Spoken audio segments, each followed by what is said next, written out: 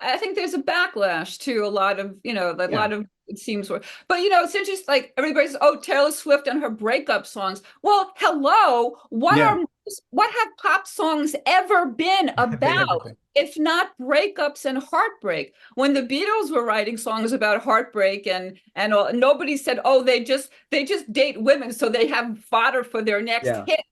This is the stuff that people say about Taylor Swift. It's ridiculous.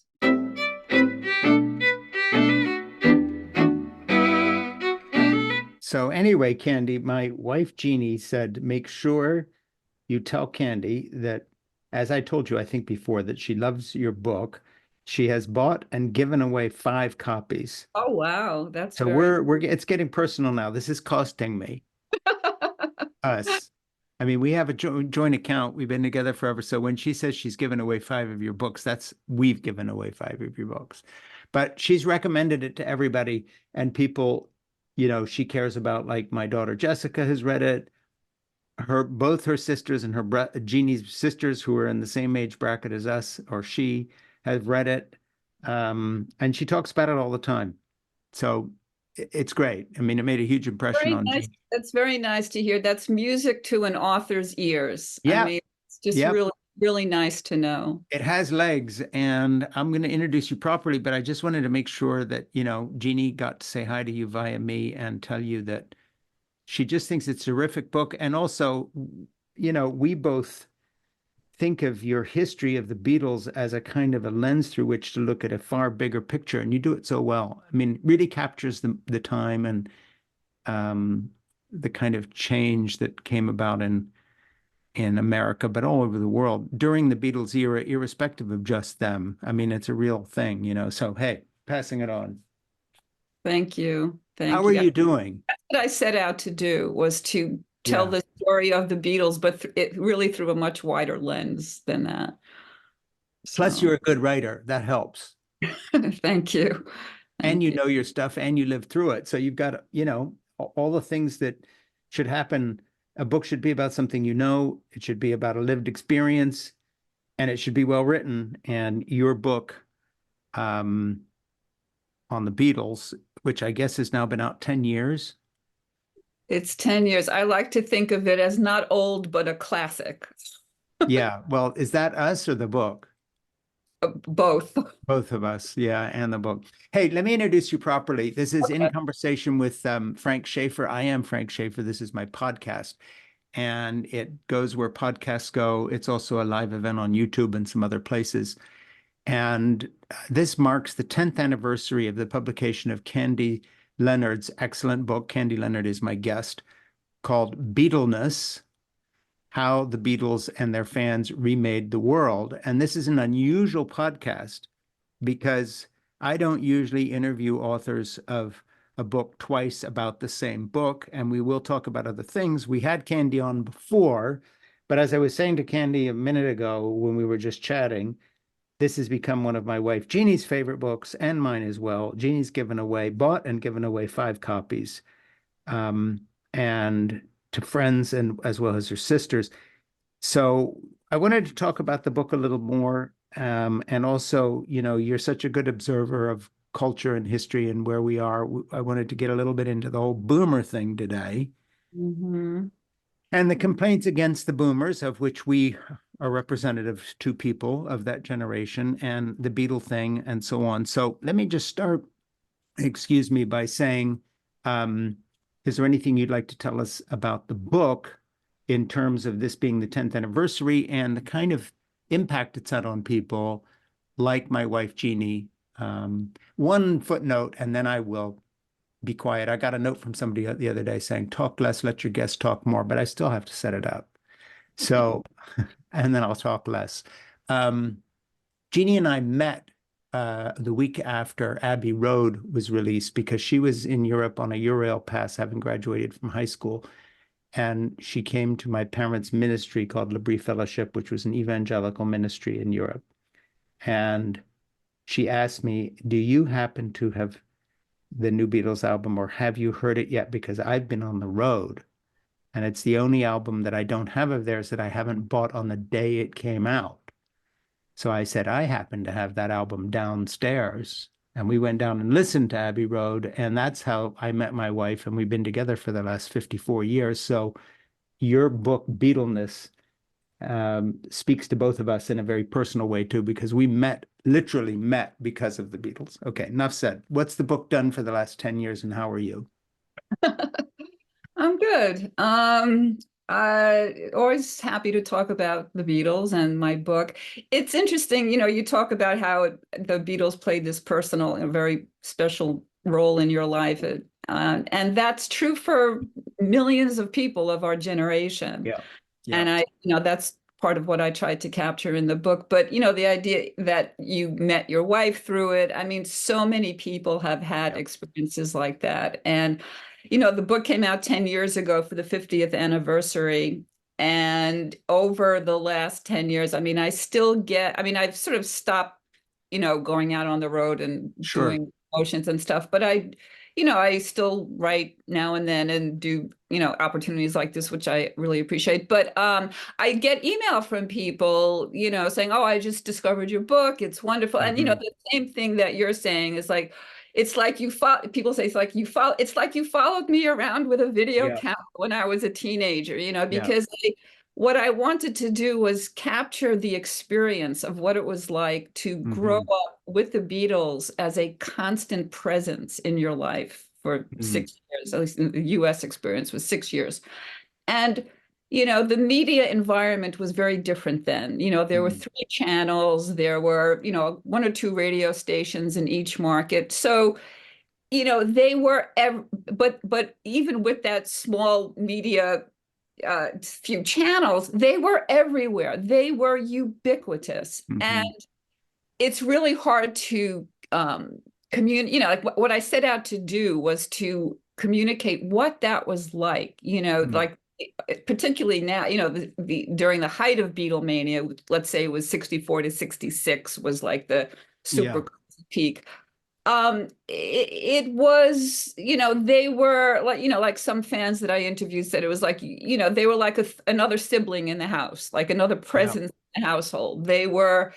You listened to them all the time, and you talked about them and connected with friends, or like you're saying, with future partners and Hmm. spouses. And they were the background to our, well, actually, even not even background, in some cases, background and foreground Yeah. for boomers when we were growing up. I mean, they were the quintessential boomer experience and Yeah. focal point, because even if you're not particularly didn't identify as a huge Beatle fan, you were still aware of them, and they had such an impact on the culture that you were impacted by them whether you knew it or not.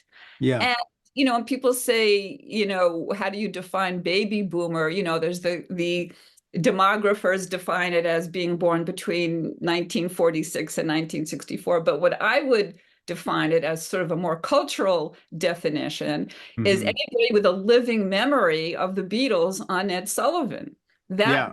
was Yeah. boomer experience, And that's what is it, 60 years ago? Aren't we at an Ed Sullivan anniversary as well? He had them We on just 60 years passed ago. February, a couple of months ago, we passed the 60th, but this week, actually, this early April marks the 60th anniversary of when the Beatles occupied the top 5 slots on Yeah. the Billboard charts. Now, other artists have since met that surpassed that statistic. But again, remember at the time we didn't have all these channels like we have now. The Right.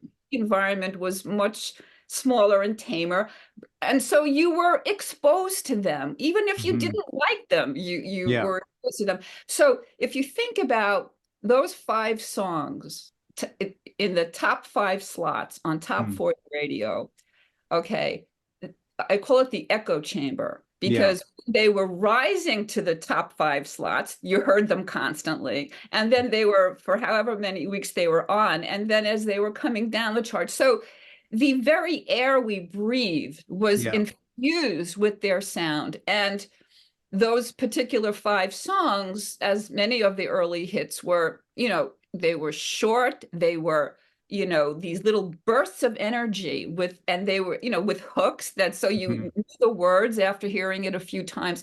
it really seeped into young people's brains. You know, and Do you people say, happen to remember the name of the 5 songs? Because I don't. I should, it's actually, I have it. It's Please Please Me. I Hmm. Want to Hold Your Hand. She Loves You. Oh my goodness, how could I not know this off the Well, those top? were the three I would have thought of, but Yeah. Echo Chamber. Just a second. I'm not trying to put you on the spot here. It's I am gonna lose my cred that I don't know off the top of my head. I should have had this. I should have known this. It's the early hits. I Want to Hold Your Hand of Beatles Echo Chamber. And Ernie says, my producer says, it's Can't Buy Me Love, Twist and Shout. She loves you. Right. Want to Can't Buy hold your Me Love. hand. I Want to Hold Please, Your Hand. please Please me. Please Me. She Loves You and Twist and Shout. Right. The Yeah, Echo Chamber. Now, Can't Buy Me Love um, was also, of course, in A Hard Day's Night, and we're yeah, coming up on this summer. Will be that movie will be 60 years old, which is yeah, kind of. But these songs, if you think about them, I mean, they're like under 3 minutes, and each yeah, one is, with this repetitive hook, and this and fans say, like I was hardwired for joy with the Beatles, or the hmm, like, Beatles are like deep in my brain. Like that's it was a very powerful thing, hearing these songs over and over and over again. And it became, like it was just a joyous thing, this for young people to have this music that was ours. It wasn't our parents' music. It was yeah, obviously by these young, made by and for young people. They were doing their own thing. They were writing their songs, which was unheard, very sure. unusual at that time. And unlike with Elvis, like, okay, there were four of them. So, Yeah, like, you could pick a favorite, which was like a huge part of the fan experience. Who's yeah, your favorite Beatle? People still ask me this to this day. So it was kind of like a wraparound experience, even from the get-go, from those very, very early days. And then through the decade, because they sold newspapers, and, so the press covered their every move, right? yeah, There were constantly articles about them. So, young fans became newspaper readers because they were like scouring the newspaper for articles about the Beatles. And the other interesting thing in terms of, sort of this fan experience and reading about them is that when they would go on tour in other places outside the US, we knew about that also. So there sure. was a sense of that this was not only happening in my family, in my neighborhood, Hmm. in my school, my community, it was happening all over the world. And I think that this contributed to this sort of global consciousness and Yeah, this sense of like young people being part of something big. bigger. Yeah. It's interesting because you obviously were in the States experiencing the Beatles. I was in a British boys' boarding school, Right. and my exposure to the Beatles was there. And I'm 72 in August, do all those dates. So basically, I was 10, 11, 12 during that point of their careers. And of course, the experience of the Beatles in the UK was just as intense as here, Right. and a little bit earlier. But it brings up an interesting point because we kept track of where they were, just like you did. And so all of a sudden, America was on the map for us because the Beatles had gone over there and conquered the American audience. And just going back to a point you brought up that dovetails with a lot of things. Oh, and by the way, before I forget, and then I'll go back to this point, um, we're making your book on Beatleness part of our book club for this month, for the month of April. So we Yeah. have a little book club called It Has to Be Read. I have a thing I do call It Has to Be Said. We do It Has to Be Read, and the title for the month of April is Beatleness, is your book. Well, thank Um, you so to much. be the anniversary. So yeah, it's part of our book club as well and available, and people can link to it. But I think it's hard for people who are of a younger generation than us to understand how the gatekeepers were absolutely monolithic in those days. There were three TV state channels in the US. There were two in Great Britain. The BBC was one and ITV was the other. There were no other choices. There was nothing online. There was no social media. Nobody did anything like we're doing here. You were either on the big time media or you didn't exist. Newspapers were the form of communication. But, today, if you look at the superstars like Taylor Swift, she still appeals to the sliver of people that follow her, and she's universally known. But the Swifties are in touch with each other in their own media. They're following her and so forth. When the Beatles were big, everybody was aware of them. It wasn't a sliver of the population because everyone was getting their news feeds from the same three networks Right. and the same newspapers, and the whole media was covering them. There wasn't a sliver of Beatle influence.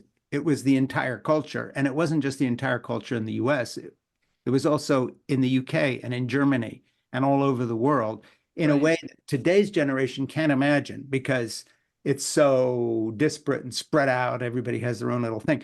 I just want some of your thoughts on that. Just this kind of unanimity of covering that people don't get anymore. Right. Well, it's interesting that you bring up Taylor Swift because one of the things that I always talk about, I think I said it earlier, is how the Beatles were this constant presence in our lives through 6 years Hmm. of, important years of child and adolescent development. Like I was Sure. 7 when the Beatles came along. You were a few years older, even like college students, older teenagers were into Yeah. them. So they affected this huge swath of the population for 7 years, 7 critical years of development. Yeah. But Taylor Swift has been around for, she's been making music and, chart topping music Sure. for, what is it now? I don't know, over 10 years anyway.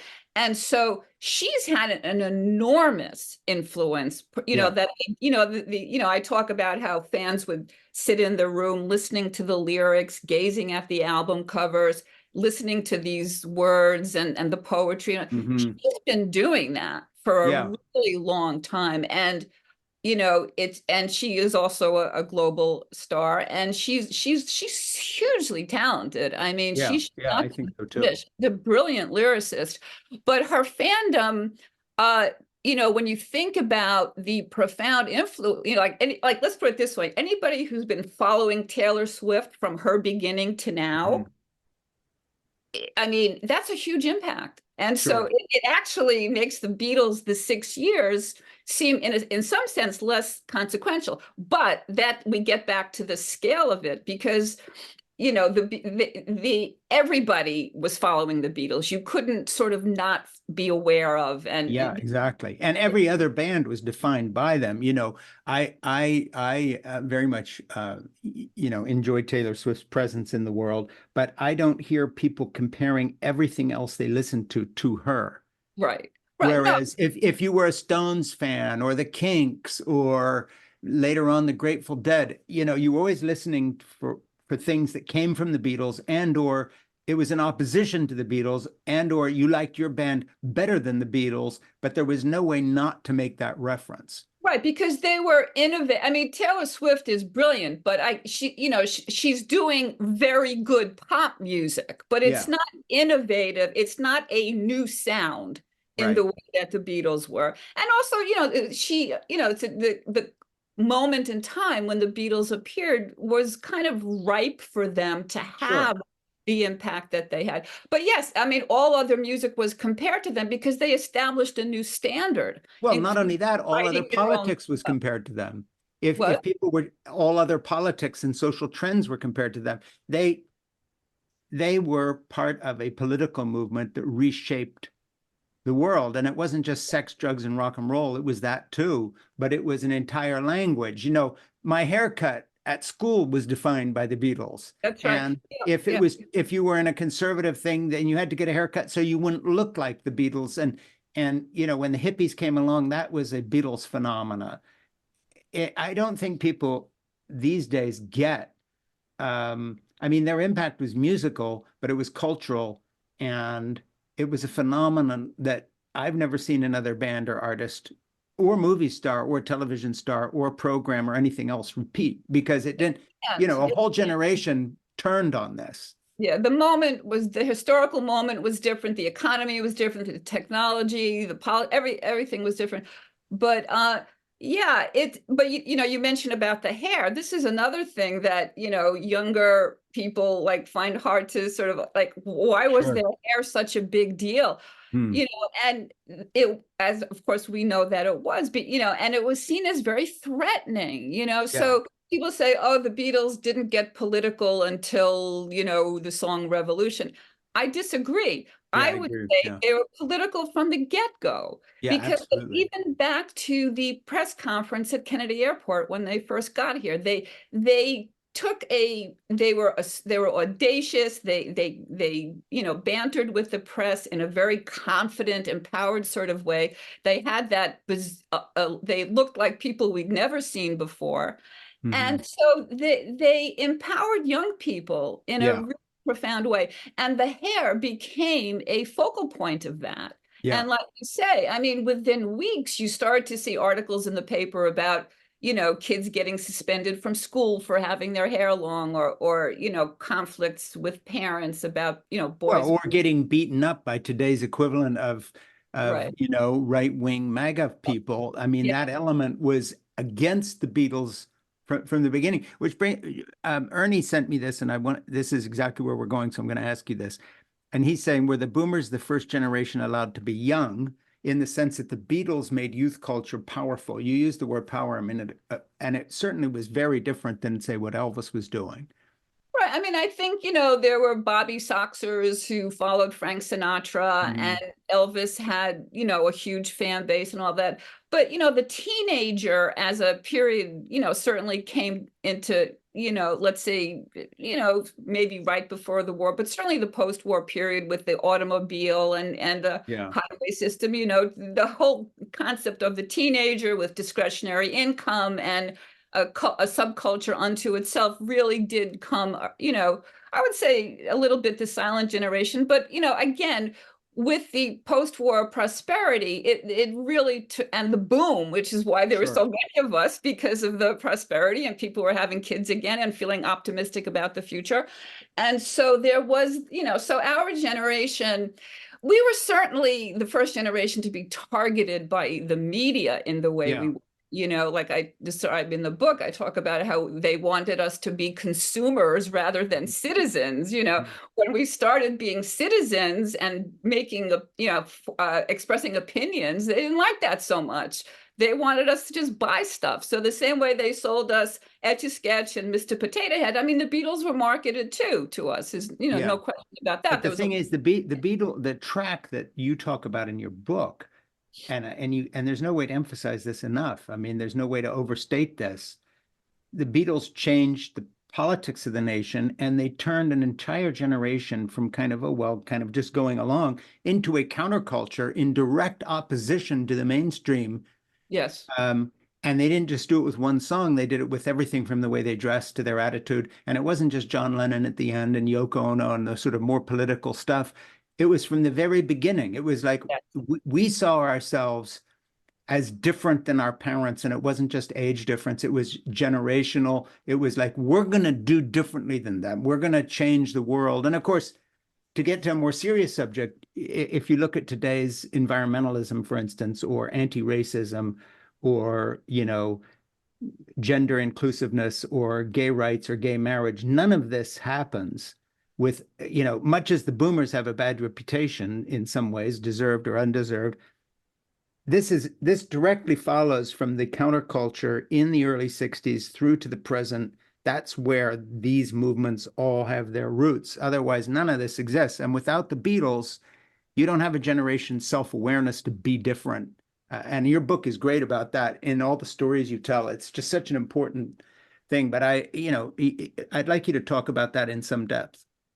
Well, I mean, I think that, to play devil's advocate for a moment, Yeah. people say, well, you can't credit the Beatles with everything, but I am inclined to agree with you. But I want to mention something about Bob Dylan, Hmm. because he was, also a countercultural voice even Sure. before the Beatles came on the scene, and was obviously very overtly political from the beginning. but he did not have the megaphone that the Yeah. Beatles had.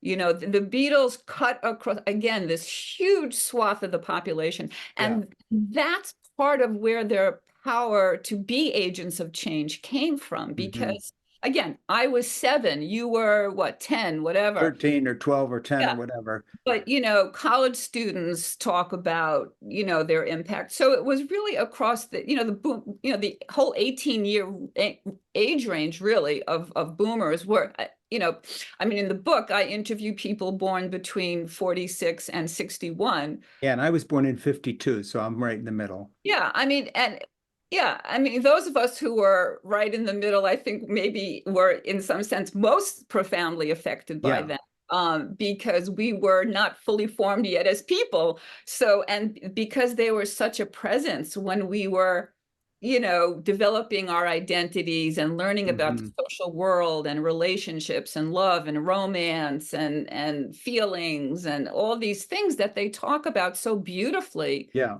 music. It, you know, it was very impactful. But the you know, their impact on the culture, you know, I don't think, you know, I mean, I've been accused of like over, you know, attributing too much to them, like I'm too Yeah. Beatles centric.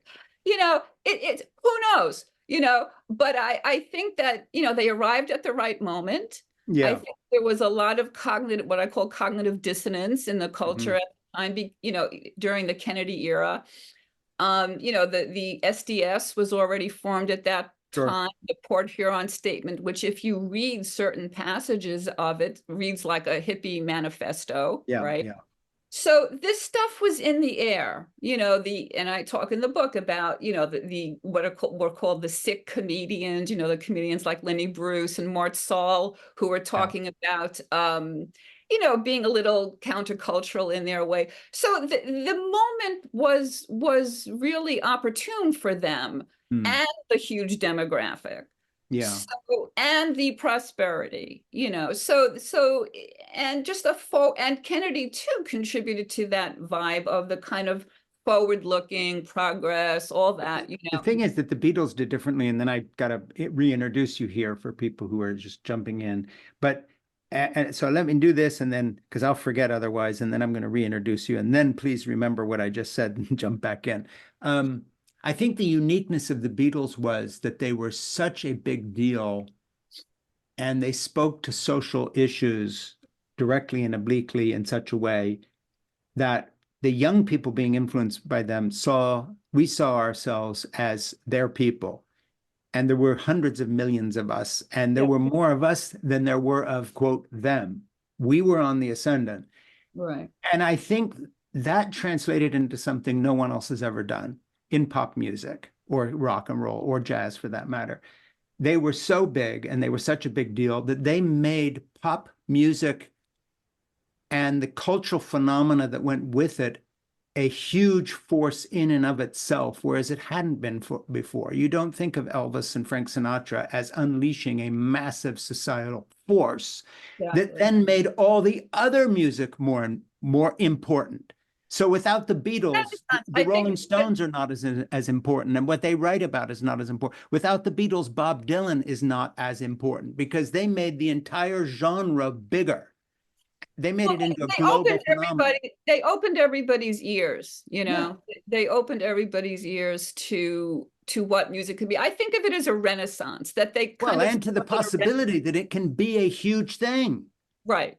Right. I mean, there was always folk music, you know, there was Woody Guthrie and that. But again, the mass appeal, you know, Yeah, the size of our demographic and the readiness and willingness of the media to jump on because they saw yeah, money in it. I mean, don't forget, like shortly after the Beatles, you have Shindig goes on the air, yeah. Hullabaloo goes on the air, you know, so there, and you know, these teen magazines. So there was, and of course, all the Beatles merchandise. So you know, there it became kind of like you know, very symbiotic thing in the culture where Hmm. they just kind of got bigger and bigger. And you know, and of course, over the course of their development as artists, the fact that they were so powerful and popular, that gave them bought them their freedom to Yeah, say, leave us alone in the studio, let us do this, let us, let us, not to leave us alone, but like, let us experiment sure. with George Martin, let us do, so they grew as artists.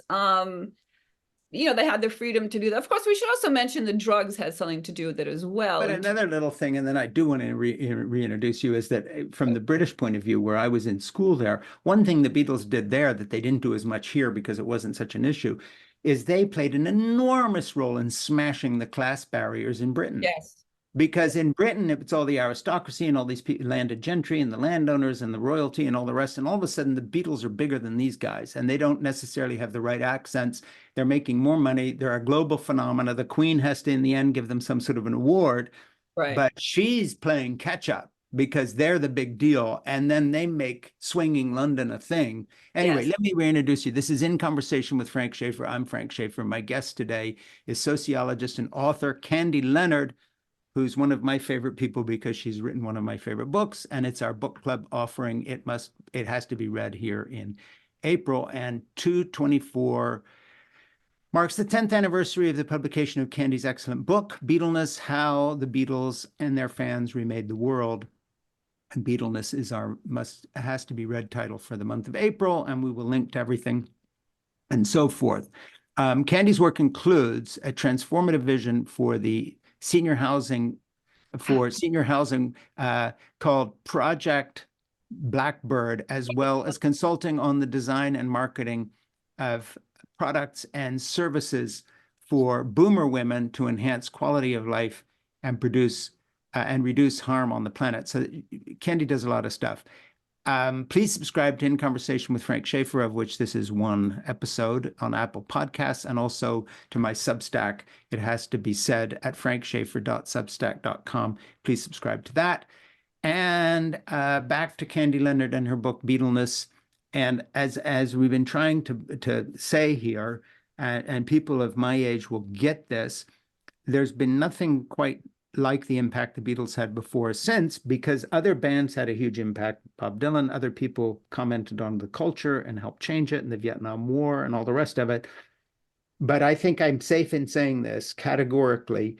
No one made music, contemporary music, a bigger deal than the Beatles, which then rubbed off on a lot of other people who got taken much more seriously. And one thing you do brilliantly in your book is show how they were kind of, they weren't taken seriously. They'll be gone by May. They released an album. They're just another pop phenomena. And then all of a sudden, the media had to come back and eat humble pie, because not only did these guys outlast everything, and they were huge, they began to change the culture. And by the end, the writing about the Beatles in the press is serious contemplative writing by people trying to figure out what it is about our society they've changed. So they're taken completely unseriously at the beginning, and they're just they're going to have a hit and then they'll be gone. And then by the end, here we are 60 years later trying to figure out what they did to our culture, and they still resonate through everything. And every musician that's ever sold a song can thank the Beatles for making music a bigger deal than it would have been, whether they've been influenced or not. I don't think that's an overstatement. I don't know. What do you think? Yeah, no, I agree with you. You point out how at the beginning they weren't taken seriously. I mean, part of it, the press, I think, thought, the hair was just a gimmick, whatever. But part of the reason they weren't taken seriously is because they had a lot of young female fans. Sure. And so there's just, little girls like them, teenage girls like them. And that, the sort of the misogyny of the press, and you can see this in some of the early reviews and commentary about them, was really very disparaging comments about their young fans. And I think with Rubber Soul was really where, well, of course, A Hard Day's Night, which again is hard to believe is a 60-year-old movie in the summer. But, the reviews of A Hard Day's Night in the New Yorker and the New York Times and all the publications of the day are very interesting, because they all kind of, I went in there, I kind of had to go see this movie, and like I was, they were all blown away at how great it was. So they started to be taken seriously somewhat with A Hard Day's Night, but then in December of 65, when Rubber Soul comes out, which was really a thing apart. I mean, it was so Mhm. artistically ahead of even, of this beautiful stuff they were doing in Help, which itself was ahead of the Yeah. early He Loves You type stuff. So that's with Revolver, they really started being taken much more seriously as artists for sure. Yeah. Yeah, Well, and as a political cultural force that yeah, is turning all these young people into something else that is unrecognizable to their parents, a completely different set of values, whether it was about sexuality or the music itself or drugs or just an attitude toward race. yeah. You know, Oh, yeah, yeah. The lyrics on Rubber Soul are much more sophisticated than anything that came before, and there, sure. there's references to, even Help, like, she said that living with me was bringing me, Yeah. there were these little things that were put out suggesting a more, like a kind of a liberation that was brought to relationships. But I have to give the Rolling Stones some credit here too. The summer of '65, um, Satisfaction comes out. Now, you could Yes. Right. argue that wouldn't have happened without the Beatles. All right, that's a whole other conversation. But that was huge Yes. because that was really a hugely groundbreaking song about it was in effect a protest song, right? Really. But it had a sexual aspect. It had an anti-consumer aspect. It had it was really almost like a first punk song, you could almost Yeah. say. Yeah. Um, and that was the summer of '65. So the Beatles sort of created sort of like an ecosystem Yeah. of music and attitude being something different out Yeah. there. Again, the huge number of young people who were consuming this, you Yeah. know. And I think you bring up the misogyny aspect because of their fans being young women and a lot of young men like me. But of course, that also ties into Taylor Swift because she gets minimized by the press even today Yes. because of Swifties, quote unquote, who are generally seen as younger women. And of course, that's not true either, but that's how they're seen. And on top of that, obviously, she's a woman, a female entertainer. And so, here we are 60 years later, the misogyny has lasted. It hasn't changed. And of course, just to change the subject slightly, you know, some of the sins of the rock and roll industry, I think I mentioned this to you before, but one of my first paying jobs as a kid when I was six, it was, I forget my age, 16, 17, was helping with the light show at a disco called the Strobe Club in Montreux, Switzerland, one of the first. And we did the light show for the first appearance of the Led Zeppelin at the Montreux Jazz Festival. Oh. But if you look at the music of the Zeppelin today in the light of the Me Too movement and so forth, and what they were doing with their young fans who would, come see them in the sort of line of what you see in Almost Famous, where the roadies are trading a young woman for a case of beer between each other. Uh, Mm-hmm. from today's point of view and from my point of view, at my age currently, these were not very good people when it No. came to how young women were treated. And of course, then when the Beatles have a fan base of young women, and then you fast forward 60 years to today, where Taylor Swift is diminished by these asshole misogynists who are still out there, like Andrew Tate and others, may not directly talk about her, but that hasn't changed. And in a way, I think it's worse now than ever because Backlash now, what's that? I think there's a backlash to a lot of, a Yeah, lot of it seems, but it's interesting. Like everybody's, oh, Taylor Swift and her breakup songs. Well, hello, yeah, what have pop songs ever been have they ever about, been? if not breakups and heartbreak? When the Beatles were writing songs about heartbreak and all, nobody said, oh, they just date women so they have fodder for their next Yeah. hit. This is the stuff that people say about Taylor Swift. It's ridiculous, Yeah, and of course, it's so stupid to minimize songs about relationships or poetry because then art disappears. So do all of Shakespeare's plays, amongst other things. Right. Let me change the subject a little bit. I went too quickly through your I got your book so in my head here, it's hard to go somewhere else. But I want to talk about Project Blackbird and the legacy of the Boomer generation. Okay. Are they changing elder culture the way they change youth culture? I know it's a huge jump. We'll get back to the Beatles, but you do other things, and I want to talk about that.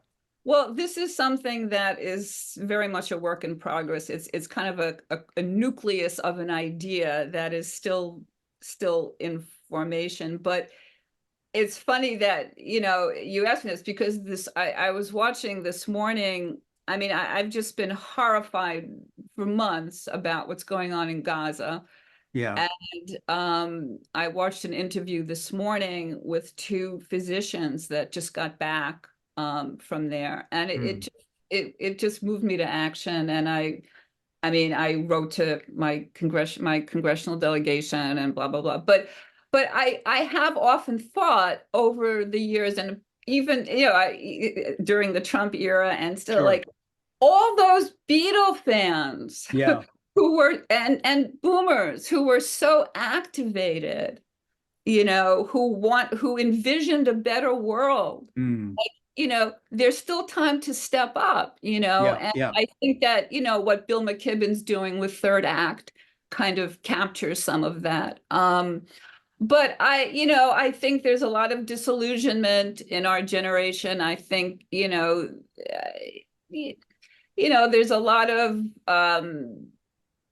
wanting to retire and just, hang out and have fun with the grandchildren and play pickleball and kind of enjoy their golden years. But I don't know. I mean, I think that just imagine imagine if Yeah. all the, people who were protesting Vietnam, or who attended the first Earth Day in April of 1970, Sure. are equally activated today on behalf of their children and grandchildren, Hmm. what we could accomplish. What So, is, just tell me the words Project Blackbird. What do they mean? What does this refer to? well, as I said, it's still something I'm working on, but the song Blackbird, right? You were Sure. only waiting for this moment to arise. Like there's a lot of work to be done, Yeah. but it's also, I'll tell you how it first came to me. I was taking a course at MIT, about the 100-year city and how cities are preparing for older adults, Sure. and all this. And we got in, and then so I learned a lot about the so-called senior housing industry, and I was just appalled at what they're doing, and how out of touch it is, and how they don't don't understand, like, how come boomers don't want to buy into our community. And it's like, Mm. So I just had this thought about alternatives to that. Hmm. And I called it Project Blackbird. But I see, and this was a couple of years ago when I first started formulating these ideas. But I see Project Blackbird as really broader than simply new ways of living in old Sure. age. And also intergenerationally. I mean, if we could, there are ways that we could develop new ways of living that are intergenerational, that address and that are also based on simplicity, Yeah. that will improve the health of everybody involved, and Hmm. caretaking. And it's sort of there's a concept in sociology. Well, people talk about chosen family, whatever, Hmm. called fictive kin. In other words, that you have people who are like family, but not necessarily your Sure. family, and that the relationship is like in family, where there's caretaking and living, sharing meals and all this kind of stuff. So it's sort of this vision that I have. It's as I say, it's still very much a work in progress. But Project Blackbird in general, I mean, I see it really as, our generation, like, and boomers get a lot of shit for like messing up the world. And let me comment on that for a minute, particularly regarding the environment. We Yeah. get a lot of blame for that. But if you really look back at energy policy in this country over the past 40 years, it's Yeah. really the World War II generation and the Cheneys and Sure. all those and the fossil fuel people that really, boomers had nothing to do with that. Yeah. It was not, this was not concocted at Woodstock. Exactly. And further, the all the things that millennials rightly complain about, the cost of housing, student debt, all of these issues that have come to the fore during the neoliberal era. This is not the fault of boomers. Right, Now, right. where we are at fault, I have to say, I mean, boomers did help Reagan get into the White House. That is true. Okay. And that's a problem. But the policies that have prevailed over the last 4 decades are not boomer policies. And if you even look at the White House, okay, so Clinton, who ended up being a huge disappointment, but he was the first boomer president, right? And if you remember all the shit he got, remember he smoked pot, he Yeah, protested, yeah, right? So I think what Clinton did was he swung more to the center because he wanted to silence all his critics because sure. Because he we was could too have much of a hippie. in the White House, so he kind of played all that down. Okay, so then we have Bush too, who is a boomer, but he surrounded himself with the World War II generation people Sure. that his father had. All Yeah. right. So and then, Obama, who is, a late boomer, right? He's born in 61.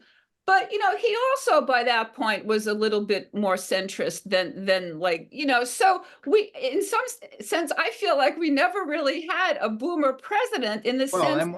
yeah, and I agree. But another thing I would just add is let's not pretend that all boomers were, left of center Beatles fans That's either. true. I That is mean, we, true. we had our, Donald Trump has been put in the White House for various reasons, but one of them is that a bunch of boomer, but also younger white Republican voters jumped behind him so that, I look at the Beatles influence and the Beatle generation, if you want to put it. I won't call it left wing, but it's to the liberal side of the spectrum. And that's how they changed things. Woodstock was about that. The environmental movement that we began in the 60s and 70s, which continues to this day, we being that generation, was about that. The kind of people I was hanging out with who liked the Beatles were not the future Dick Cheney. They were not going to become, Enron and they were working for Standard Oil and all the rest of it. So what I'm trying to say is it's not as if we can say the left or the more enlightened people or the Beatle tribe dominated the boomers. There was a whole other movement that was burning the Beatles albums because Yeah, because that's John Lennon said that they were more popular than Jesus. And by the way, given the fall off of religion in America, whatever one's view of that, he actually proved to be pretty true oh, when it came to absolutely. that. Well, they knew he was right. That's why they reacted so Yeah, strongly. He said that. But getting back to the fact that not all boomers were, let's say, left of center, that's true. I mean, as I said, the boomers helped elect Reagan. Um, and of course, many boomers helped elect Trump, But I think that, between the Reagan years and let's say 2016, like, the what I call the neoliberal miasma, yeah, a lot of people were burnt and pissed off. And the Democratic Party, dropped the ball and, sure. and did not it just became very corporatist. And so a lot of things that happened, I think, over the years contributed to people becoming sort of pissed off and more right wing, if you will. Yeah, Uh, you know, but all that, I mean, when I think about, how we got here, from the 60s to now, I mean, I yeah, think the biggest tragedy was the assassination of Bobby Kennedy. sure. Because had he won, which there's evidence to suggest he would have,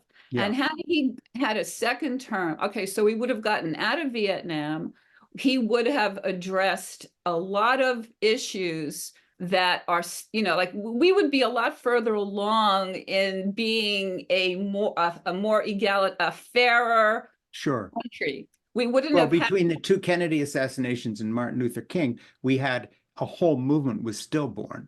Right. I mean, we wouldn't have had Watergate and all No. the cynicism and mistrust of government and all the bullshit that followed from Watergate. I mean, I think that, yeah, of course, I mean, all right, well, none of, it's like, okay, if, I mean, it's sad that that didn't happen, but, there is I think, I don't know, getting back to our generation and the fact that there's still unfinished work. I Yeah. mean, there's so many problems out there. And, I don't know. I mean, you have grandchildren, I have grandchildren. I mean, a lot of people in our generations do. And, there's, needless to say, a lot of concern about the world that they're going to be inheriting, not only in terms of climate, but in terms of the political climate. I want my kids to grow up in a democracy.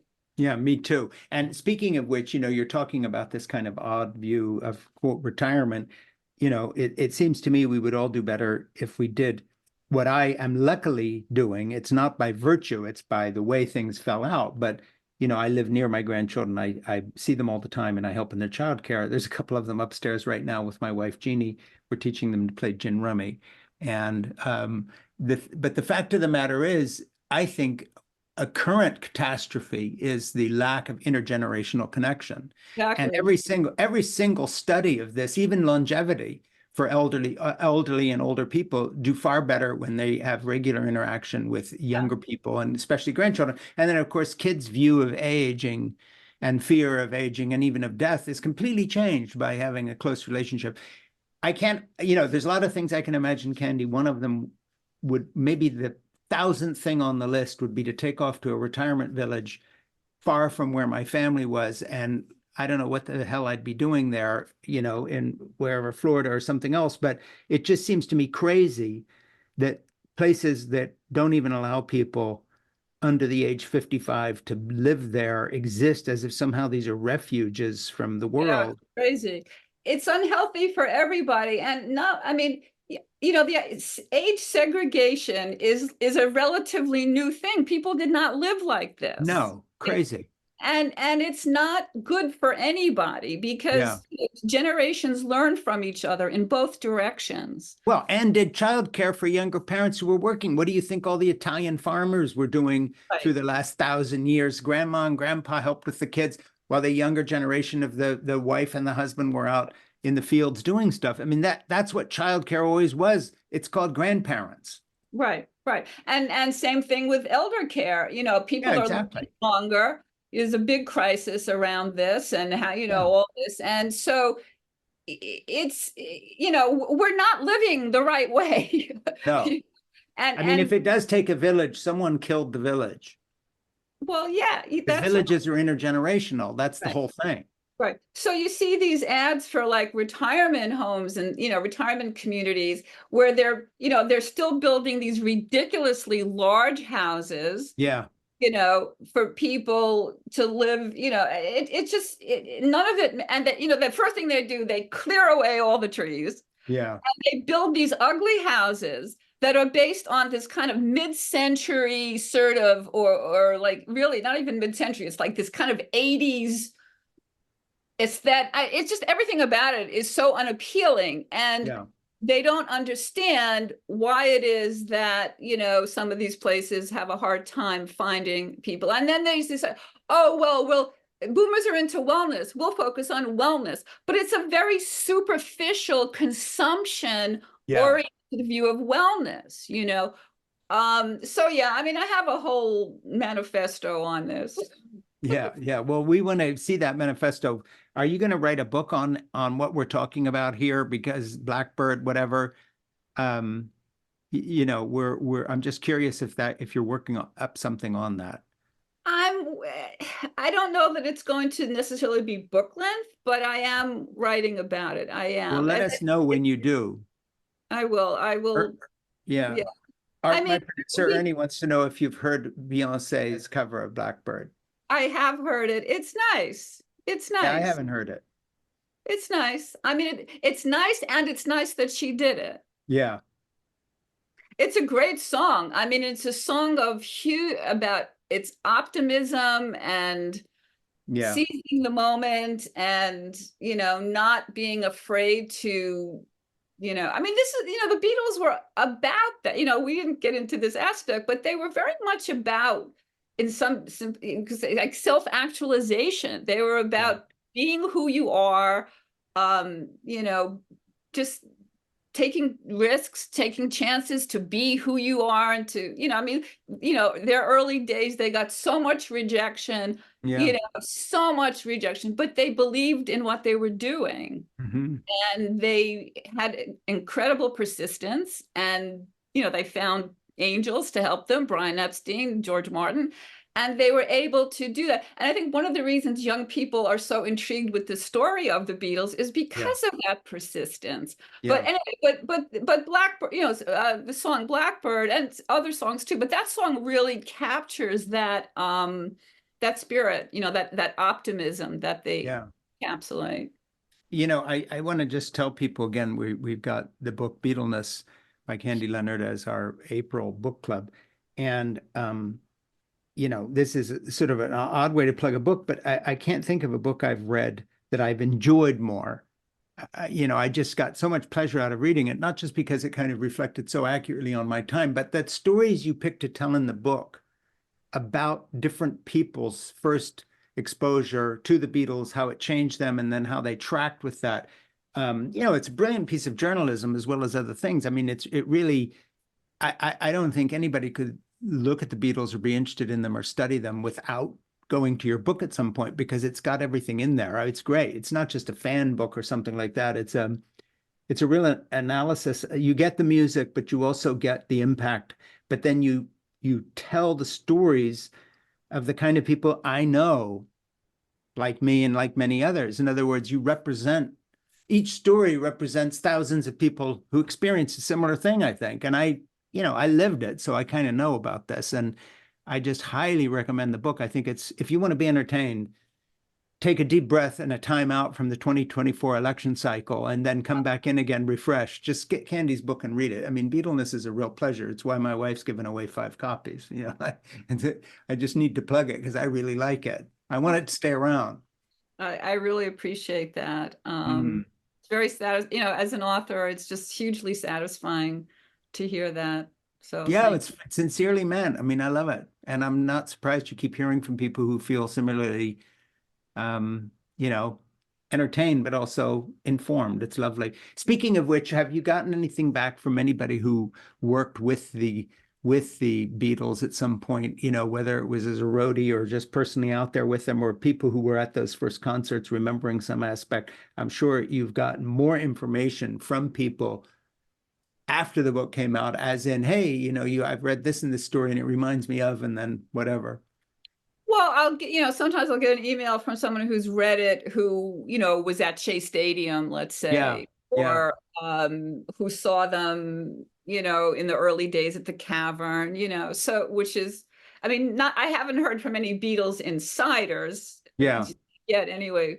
Um, but I do get, emails from people who, that it resonates, from their own experience of not only, sitting in their bedroom listening or hmm, dancing with their friends, but also, people who had actually had the opportunity to see them. I think there's something like, the touring years, like how many over the touring years, how many people, there's like less than 2 million people got to see them live. yeah. Of It's which Jeannie, by the way, saw them live twice, so she's part of that. wow. My Okay. So wife, Jeannie, yeah, in San Francisco. yeah, so it's kind of an elite club, But what's Mm. interesting is that people who have seen them live talk about it as like one of the peak experiences of their lives, Yeah. Yeah. Well, when I met Jeannie and she wanted to know if I had their new album, and of course I knew what she meant, and it was Abbey Road, and I had it downstairs, and we met and married and have been together for 54 years now. One of the things we talked about that night, which basically, and because she came over as a truthful person, I believed her. But, I was growing up in Switzerland and I'd been in boarding school in Britain. And now I'm meeting this beautiful young woman who's seen the Beatles twice live recently, like can talk about what it was like and where she was sitting. You know, I don't think it was the Fillmore West. I think it was at the Cow Palace in San Francisco, and she'd seen them twice. I mean, who sees the Beatles twice? You know, I'm watching Top of the Pops on the BBC in the UK. That's as close as I'm getting. And Jeannie's seen the Beatles twice. So she had this kind of sainted aura of having been touched by some sort of grace, as well as me having an instant crush on her. But you know, I'll never forget it. I mean, I was talking to someone who had seen the Beatles, and that made a huge impression on me at that, and would have on you too. I mean, if you met, hey, yeah, I saw them twice. I mean, she just mentioned it. You know, there is this sense of like, you know, people who meet Paul McCartney Yeah. have, you know, today still have this feeling of like that there's something magical about it. Hey, That Taylor Swift included. yeah, There yeah, was a story out about how she got, you know, I mean, totally starstruck meeting him. And isn't it crazy how every 2 minutes there's another incredible in-depth documentary either analyzing their music or how Paul wrote or this, that, and the other. I mean, we haven't gone there, but in addition to your book, the longevity of the afterglow of the Beatles, it's like some meteor comet tail. It just goes forever. well, you know, getting back to our generation, you know, so many changes in the world, good, bad, and otherwise in the world and in people's personal lives. But Yeah. yet the Beatles are a constant, okay? Yeah. You can listen, you know, go put on any Beatle record. It sounds just as good as it did the first Yep. time. And Absolutely. you know, for our generation, they're like they're very grounding, you know, Yeah. they're Absolutely. constant in a way that's really very special. Yeah, and unique. Yeah, you know right where you are with one bar of music. I mean, It's it was really a singular event. I mean, yeah, it really was. And we, you know, those of us who grew up during that and experienced it and were engaged with it, it leaves a mark, you know, yeah, and so, and of course, we pass that down to our children and grandchildren, which contributes to their longevity. And of course, anybody who loves music, like you have to at least know about the Beatles. You don't yeah, have to love them necessarily, but like, you know, they're a centerpiece, you know. Well, I will end this by reminding people I'm talking to Candy Leonard, and her book Beatleness is a favorite of mine, and we've made it a book club offering, and it has to be read. And I'll just finish with this and then say goodbye. When I read your book, and I know this sounds like hyperbole and a little bit bullshitty, but I mean it sincerely, as someone who loves the Beatles, I got that same pleasure that I can remember when I opened a new Beatles album and would slit the cellophane wrapper, take the album, take Rubber Soul out on vinyl, stick it on my record player, and I can remember what it was like to drop the needle on this absolutely pristine, clean album and then just sit back and then listen again. And when you crack open your book, Beatleness, and dive in, that's the level of pleasure that is there Oh waiting my for God. readers. I don't know what to say. That's such high praise. I Yeah, I mean, I mean it. really appreciate Yeah, that. I just love your work and I love the book. So thanks so much for doing it. Well, thank you. Jeannie sends you her love as a great fan of yours who saw the Beatles twice and relived everything. But it is the pleasure of reading the book is like listening to an album. It's fabulous. It's just it's a good piece of work. And I think it'll be around a long time because the Beatles will too. People will always want to get to know them better. And there's no better path than reading Beatleness. It's a great book.